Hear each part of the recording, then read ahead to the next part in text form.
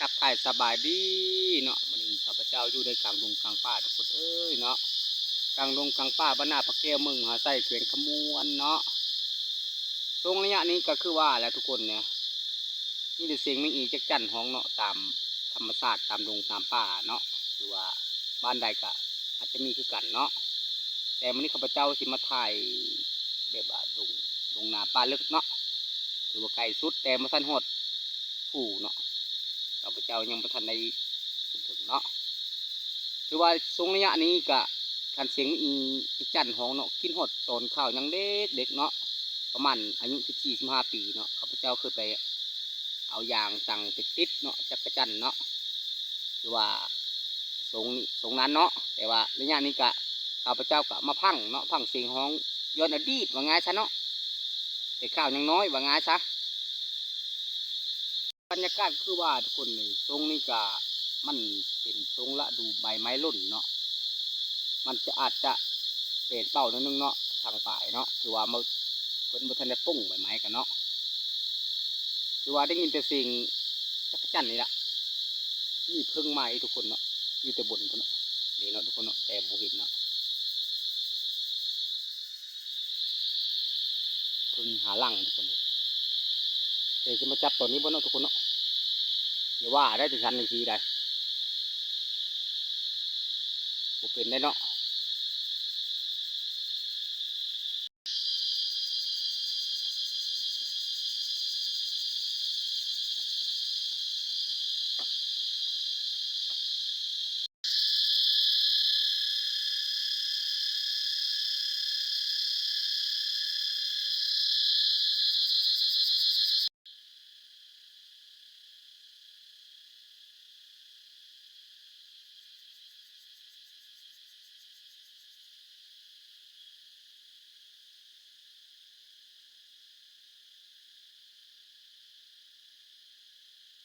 บรรยากาศคือว่าทุกคนเนาะ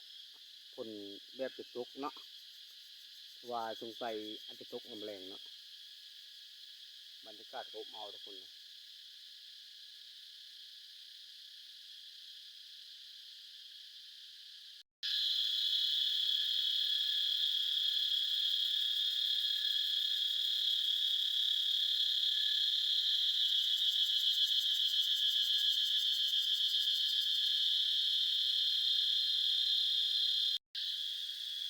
นี่คือต้นเนาะต้นพักดีป่ากั้งทุกคนบางคนเขาจะกระห้องพักติดตะขอเนาะกินกับปิ้งปลาทุกคนเด้อปิ้งปลาจำเจียวเนาะมันไม่มีปลาไม่มีปลาจะกินนะเนาะเพราะว่ามีแต่แก้วนี่นะในทงอะตรงนี้นี่เนาะปลาก็มันแห้งมาแล้วเนาะหนึ่งเก้าเลยคิดเยอะก็ได้กินอยู่เนาะขันมาหาก็ได้คือว่าแล้วเนาะนี่คือพักดีตะกั้งทุกคนรสชาติดีทุกคนขมเนาะ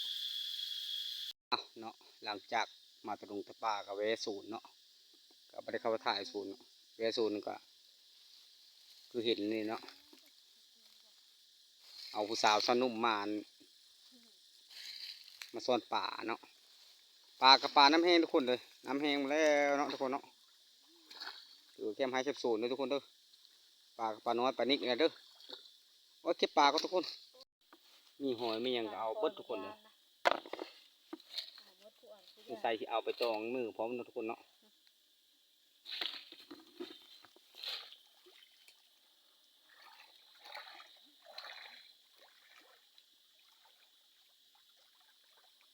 น้ำก็ว่าไงน้อยทุกคนคันตะเก้าเราก็ว่าแล้วป่าลายแล้วเดี๋ยวนี้มันโบราณแล้วคนลายว่างาใช่เนาะ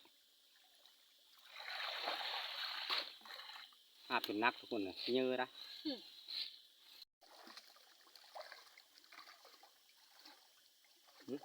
ได้ปลาใหญ่ทุกคนเลยปลาตัวนี้เสพทุกคนเลยปลาชนิดนี้เขาเอื้อนว่าปลาจักปลาอย่างเนาะปลาน้ำมองเป็นว่าเนาะ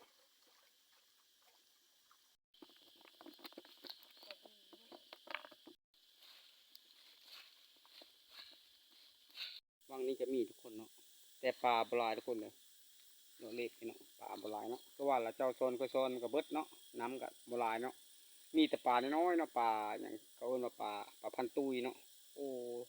แซ่บทุกคนปลาพันตุยเนาะ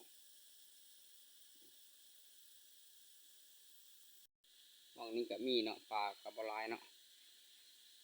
มาอากาศร้อนละแล้วโอ้ยทุกคนเย็นเนาะเย็นดีทุกคนเลยอยู่กับธรรมศาสตร์เด้อทุกคนเด้อเย็นเนาะฟังสิไม่มีจักรจันทร์ของคือว่าเนาะเป็นโมโหลีกลางป่าคือว่าเนาะตะก้อนตะกี้ขออีเมลเราเรื่องเกี่ยวกับจักรจันทร์นี่นะแต่ข่าวตั้งแต่บ่มีเครื่องเสียงบ่มีตู้บ่มีแอมบ่มีเทปบ่มีหยังเนาะแล้วตั้งแต่ดึกดำบรรพ์ว่าไงซะตั้งแต่บูฮานเนาะเพิ่นว่าเสียงแค่ในลูกเอ้ยว่านะเพิ่นว่านะเสียงแค่แล้วก็เสียงอีห้องก็พากันพ้อนว่าอันจักสิแม่นจริงหรือบ่แม่นเนาะอันนี้ก็ข้าพเจ้าก็ได้ยินพื้นซื้อเนาะแต่บ่แม่นความจริงเนาะก็สิแม่นแล้วบ่ข้าพเจ้าเฮาก็ยังบ่ฮู้เนาะว่าไงซะโอ้ทุกคนนี่พักอันมื้อนึงกินทุกคนเลยเขาเจ้าว่าพักคือวินเนาะพักคือบินพักอันเครื่องบินไปจักเนาะไปเอาผู้สาวพาไปส่วนไปเอาไปทุกคนเลยเอามาเอาว่างที่สองทุกคนก็ได้คือเก้าเนาะแต่ปลาน้อยเนาะได้ปลาดุกอีกทุกคนเลยโอ้มีสิจับโอ้ได้หลายทุกคนโอ้โหได้หลายทุกคนเลยเนาะถือว่าพ่อลามแล้วแมลงเนาะถือว่าได้หลายพอสมควรทุกคนเลยสุมมันบ่มีนะเนาะถือว่าได้อาหารดีน้ำแรงเนาะมีทั้งหอยทั้งกุ้งทั้งปลาเอาไว้แล้วก็พาทุกคนมือทีนี้ก่อนเนาะหลังจากมาหาปูหาปลาแล้วก็ตื่นคำแล้วก็ถือว่ามาแวะศูนย์มันต้นเนาะ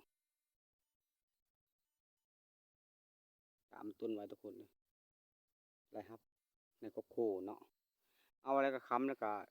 สิได้ถ่ายวิวไปตามทางเนาะให้ทุกคนเบิ่งเนาะเอายางมาหลุดแล้วก็